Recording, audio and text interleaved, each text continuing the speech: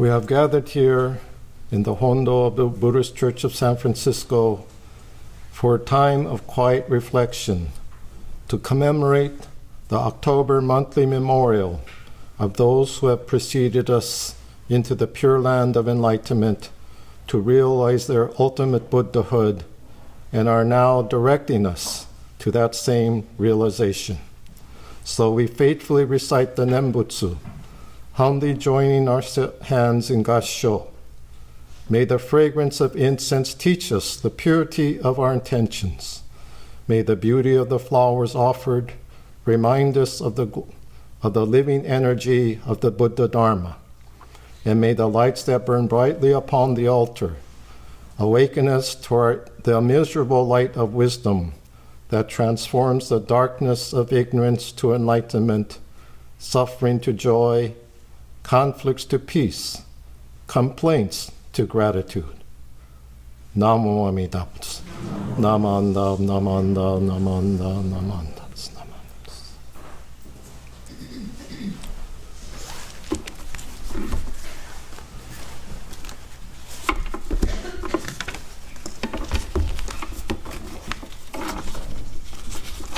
Okay, good morning. So what's new? Anyone notice anything new if you haven't been here for a while? Okay. Oftentimes I ask this and people don't notice it. But Sharon, for one of the few individuals, recognized that we've removed the base that this podium used to be on. So, in other words, the speaker was standing higher. So it was hard to relate to in some people's perspective. Physically, the line of sight, made them have to crane their necks. But now people are complaining that, I can't see. Then when that comment comes across, I say, well, then move. Well, I could move too. But anyway, this is something we're experimenting with. It's been about a month and a half or so since we did this. So it's just a proposal. We try it out, and if we get used to it, okay, we'll keep it. If we can't get used to it, then okay, we got the stand in the side hallway so we can bring it back here. But it takes about 5-6 people to carry that thing, so you got to make sure you decide this time. But anyway, that just to show that, we were adaptable, I think, as a community, that we hear different perspectives, different ideas, and we make adjustments accordingly if we think they're appropriate. Or in other words, if they agree with us. But if they don't, it's tough. You either get used to it or move, which some people have. But anyway, okay, so that's the... what was the point there? Oh, yeah. So, just to see if we notice things. Because so many things happen in our lives that we don't pay attention to. They just keep changing and we don't realize it. And then we wonder why we get so stressed. Then we wonder why things become so confusing. But just to pay attention will help. And we call paying attention mindfulness. So every Wednesday night, putting in a plug for Leo Sensei here, we have an opportunity to spend some time together for that purpose of becoming mindful, developing it to the extent that we don't have to come on a specific time or place to do that. But in the midst of our everyday life, we move with that sense of mindfulness and live this momentary experience we call human life with some measure of awareness.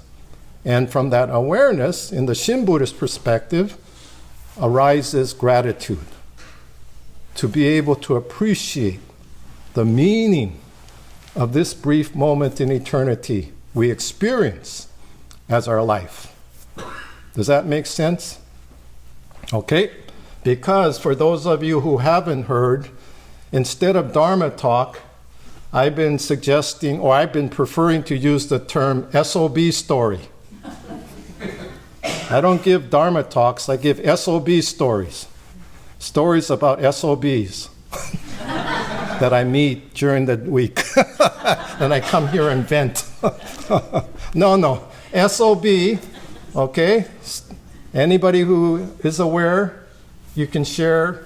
What does SOB stand for? Oh, okay, I guess I got to keep repeating it till you get it. It stands for me, sense of being. Stories that give us a sense of being alive. Make sense? So that's what I think Buddhism for me does. It just makes sense of what it means to be alive. And with that awareness comes again the gratitude for the conditions that have gone into being born into human life. Isn't that what we more or less all recited together? Hard it is to be born into human life. Now we're living it. But it is difficult perhaps to hear the teachings of the Buddha's insights. But potentially, hypothetically, we do have this opportunity to hear it. How we hear it, well, that varies from person to person. Okay? I'll tell you this mean joke I came up with. It's not a joke. It's actually just came out of my mouth, and I couldn't believe when I said it. So I was playing golf, a while back, and one of the people in the group, he had attended BCSF when he was a youth. And then I thought he was bragging, that he says, yes, I got my 12-year perfect attendance pin. And all the time he's been asking me all these questions about Buddhism. And then I replied, well, that just goes to show you how meaningless those things are. You come here for 12 years, and presumably you're hearing something, but nothing sunk. So now, as he's aging, he's close to my age, he's beginning to question and wonder what was the Buddha's teachings about in terms of my life, my understanding, and my appreciation. What did that all mean? I have this 12-year perfect attendance pin, but have no clue. Okay, well, I acknowledge that was a mean thing to say, but that's what came to. I was so jealous that I never got one, so maybe that was my reaction. But again, we're not here to get awards.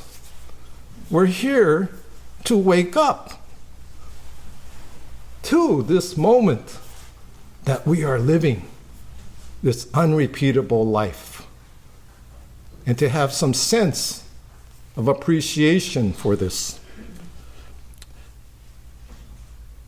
There's a couple of thoughts, about the fear of death. How many of you are scared to die?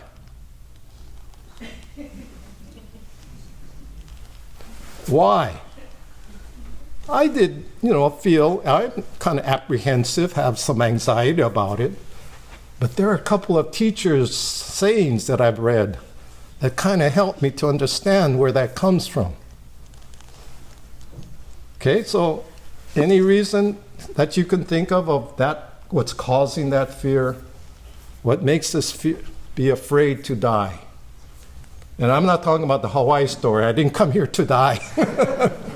Okay, but anyway, what do you think contributes to that fear, that anxiety that may occur to us, come up in our consciousness about dying?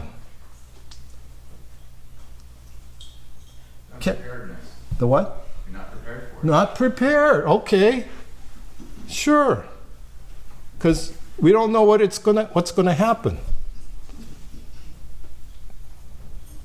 Does that make sense? And of course, I guess there are, for me, a certain level of physical fear. Not breathing and all the other kind of discomforts that may occur at that moment. But I'm thinking, like in my mom's case, when I'm told by my sister who was there, when she was about to die, which she didn't know, But she was having this suction thing stuck down her throat to take out all of the congestion. And, this is something she was having to deal with because that was what was happening, to relieve her of that. And finally, she said, "That's enough." And then, according to my sister, she just kind of dozed off, and that's when she stopped breathing. But, that discomfort of not breathing might be some apprehension. But anything else? The unknown? Okay, so there's a whole list of possibilities that may be influencing this fear. Well, I'm kind of looking at Shotsuki sensei and wondering, okay, what's she have to say about this? Well, you could ask her later. But anyway, the thing that Matt just mentioned is very significant, that we're unprepared. Because that, to me, kind of relates to these two thoughts that I actually wrote down in my little notebook as very significant insights as to what's contributing to the so-called fear of dying. Okay, and so the first thought comes from Lady Takeko Kujo.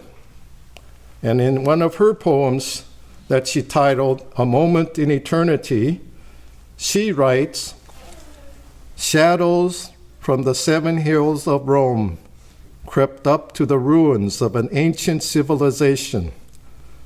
The ruins seem to symbolize the end of man on earth. When compared with eternal nature, the briefness of man's history and his impermanence becomes clear. Our existence is no more than a grain of millet. Regardless of how momentary, however, there is no doubt that we exist.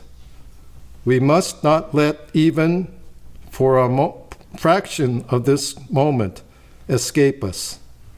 The sacredness of life then becomes apparent. Our grief is not that life is so short, but we are unable to live our momentary life well." So it's a feeling of something lacking, incomplete, and to end our days without ever having figured it out. That, psychologically, could be contributing to that sense of dread, to having this moment end, over which we don't have any control. And that's another very important thing to consider. How much control do we have with our so-called life? Physically, mentally, biologically? Absolutely no control. How we look from moment to moment, how we feel, what our perceptions are. How do we understand Trump supporters? Well, if there are any here, go ahead, but that's my feeling. How do you comprehend a whole community of millions of human beings that somehow are convinced that our president makes sense? Makes sense to them. They voted for him, and they continue to support him, despite all the crazy stuff he says and does. Okay, that's my political moment. Moving on, though, that question of control, we have absolutely no control of our living and dying, of our birth and our death. We're just waves on the surface of the ocean of life. But to close, this is a very similar thought to Lady Kujo's by a Rabbi Harold Kushner, who wrote, "I believe that it is not dying that people are afraid of. Something else, something more unsettling and more tragic than dying frightens us. We are afraid of never having lived, of coming to the end of our days with the sense that we were never really alive, that we never figured out what life was for. Namo Amida Butsu. Namo Amida Butsu. Namo Amida Butsu. And to add on to that, that's why I like to offer this anecdote that I recited when I was in Hawaii. And this minister who was at the Hilo Betsuin shared with me one day that this young man came into his office and kind of complained, about the tradition that I guess he was born into or whatever. And he explained to the sensei, well, I've decided I'm going to go to another church, okay, on the island. And he explained his reason was because people die here. That was his impression, that all he hears going on are memorials, monthly memorials, annual memorials. So that was his impression, which in Japan also is very prevalent, that people think, and there's actually a term they call in Japanese, they call soshiki bukkyo. Soshiki is a Japanese term for funeral. So funeral Buddhism. And that's a very common perception even in Japan, or particularly in Japan, where they just see that temples just function based upon conducting these death rituals. But to that, since I wasn't there and I had the liberty of having time to think about it, I explained to my colleagues, yeah, you should have told them. Yes, people die here because they really lived. Namo Amida Butsu.